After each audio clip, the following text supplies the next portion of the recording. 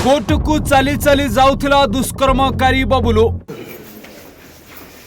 दुष्कर्म करी 10 वर्षर झील को हत्या करिथिला। झील दिव्यांग थिला तथापि बबुलूर दया नथिला। गाँ लोके बबुलूर घर भांगी माटी रे मिसाई देइथिले। चाली चाली जाउछि बबुलू। ए दृश्य आपण देखि पारुथिबे। एही समय भितरे किछि एभली घटना घटी जाए किंतु परे आपण ताहाकू ठीक मध्य कहिबे। हाँ आज्ञा समस्ते कहउचंती ताकू कोर्ट नियोनी, एइठी इनकाउंटर करि दियो। एमिति मनीषर बंचिबार कौनसी अधिकार नाही।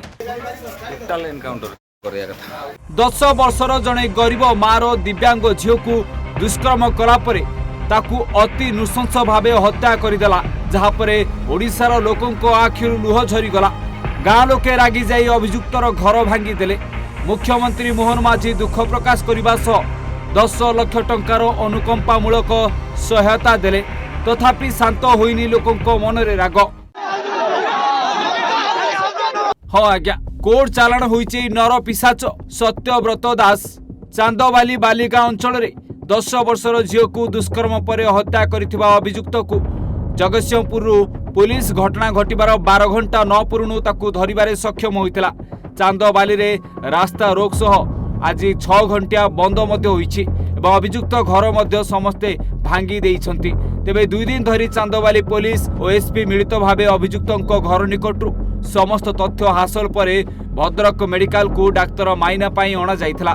परे पुलिस अभियुक्त को जुवेनाल कोर्ट रे हाजर करिबा पाई जेल पठाई देइछि।